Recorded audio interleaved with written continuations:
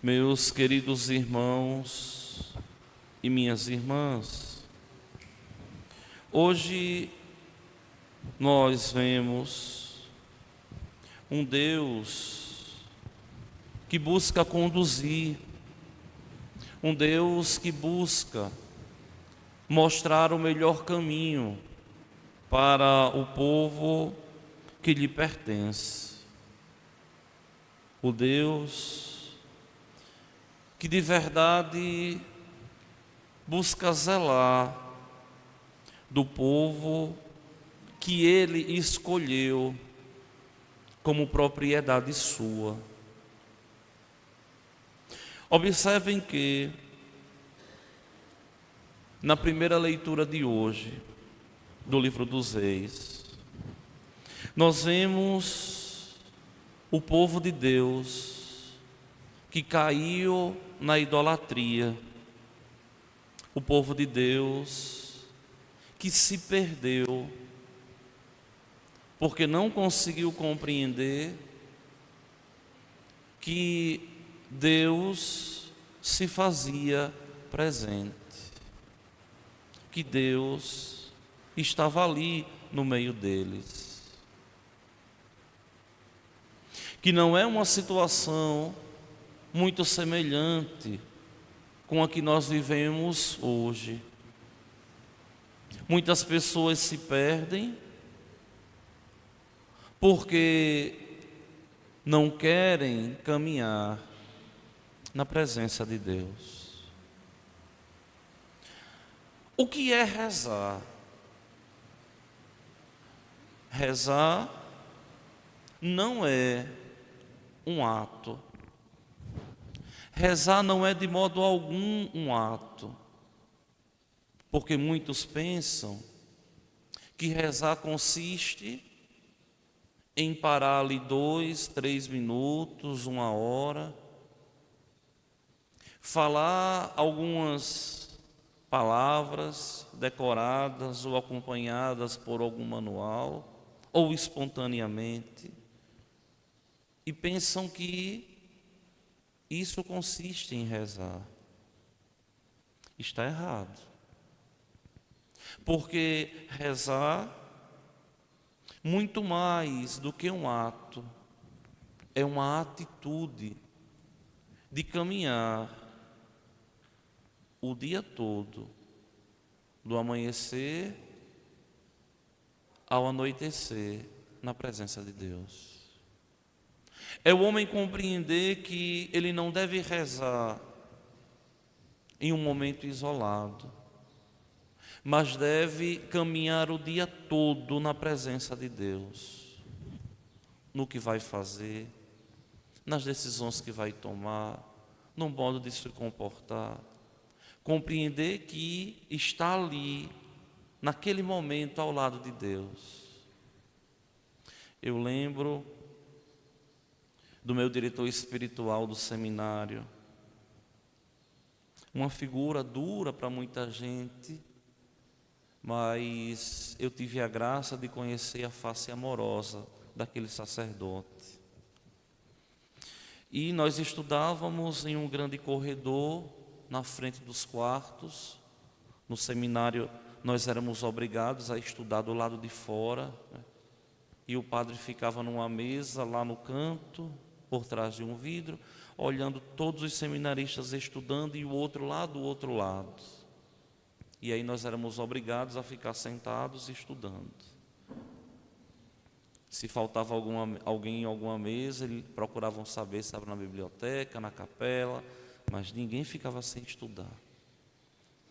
E sempre que ele passava ali, eu era um dos poucos seminaristas que ele tinha uma proximidade muito grande, e sempre dizia alguma coisa para não atrapalhar o outro que estava estudando próximo, no ouvido, falava uma palavra.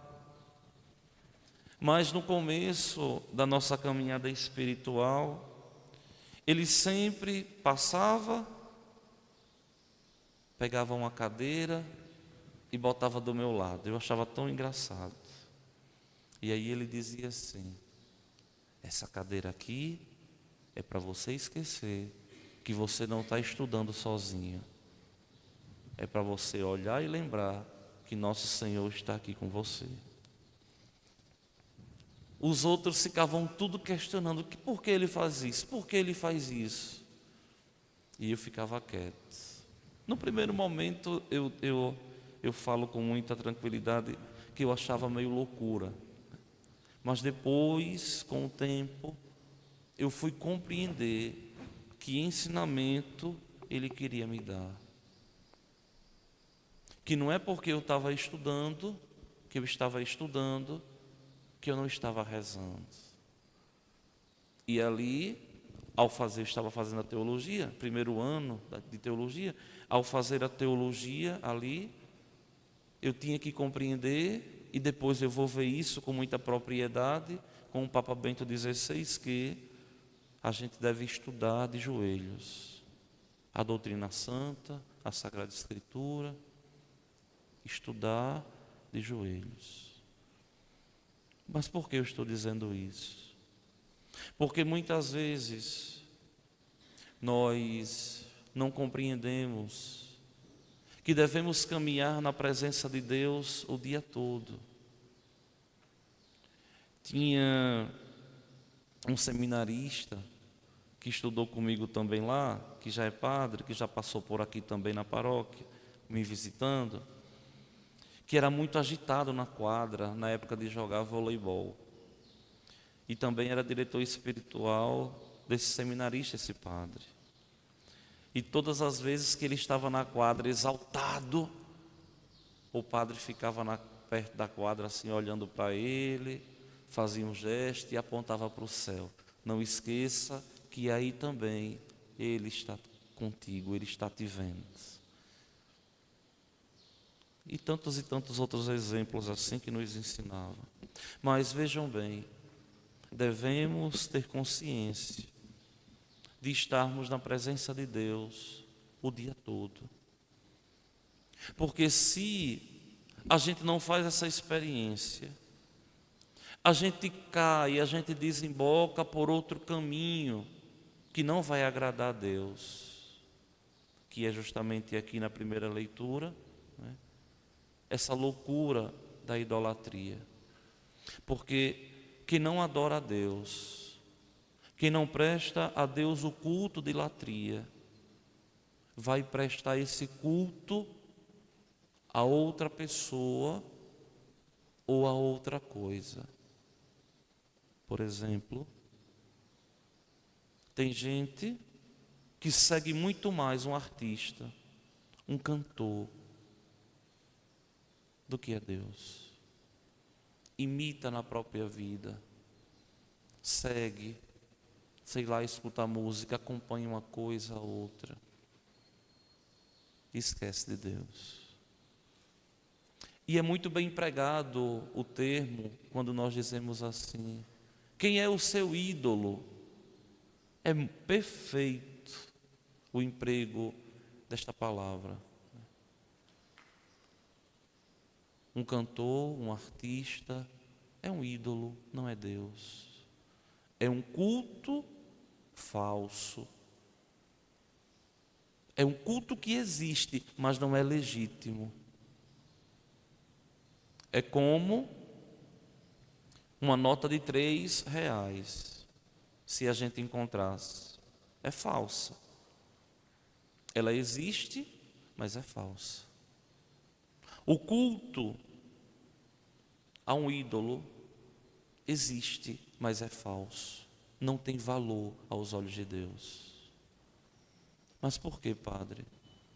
Porque, minha gente, o homem foi feito para adorar a Deus, para ser todo de Deus e encontrar a felicidade vivendo na proximidade de Deus.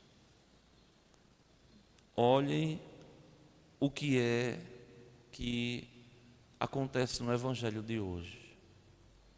Uma multidão que seguia a Jesus já há 3 dias.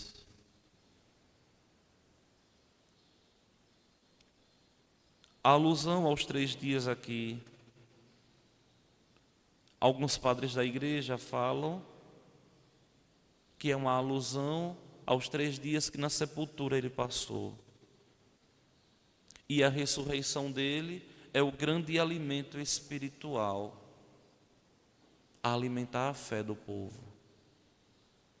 Ele está vivo, ele nos alimenta, ele nos dá esperança. Por quê? Porque verdadeiramente nós somos robustecidos na graça de Deus.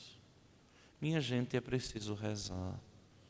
É preciso preencher em Deus essa sede de infinito que nós temos, que não é curada, que não é preenchida nem pelo dinheiro, nem pelas festas levianas, nem por tantas e tantas outras coisas, nem por um culto a um ídolo, nem por uma paixão desenfreada pelo esporte. Não. Só Deus preenche o homem. Só Deus sacia o homem. E vejam que nosso Senhor tem essa preocupação de nos alimentar, de nos preencher, de nos saciar.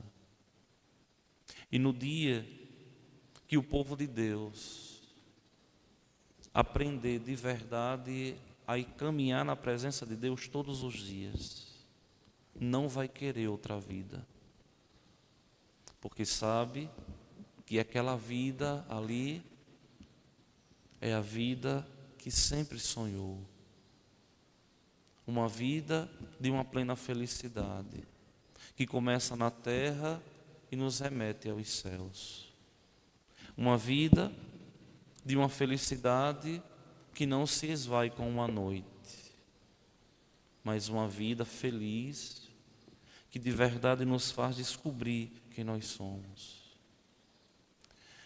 Só que nesse interim nós devemos rezar e pedir a Deus todos os dias, como o salmista hoje canta com tanta sabedoria: lembrai-vos, ó Senhor, de mim lembrai-vos, segundo o amor que demonstrais ao vosso povo.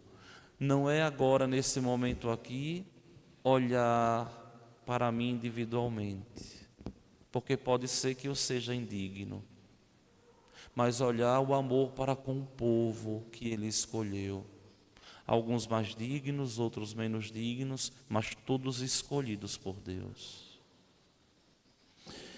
Só que também me chama a atenção a figura no dia de hoje, trocando em miúdos, de Santa Escolástica, que tem um ensinamento muito grande para nós, na simplicidade da vida, no desejo ardente de buscar fazer na própria vida a vontade de Deus.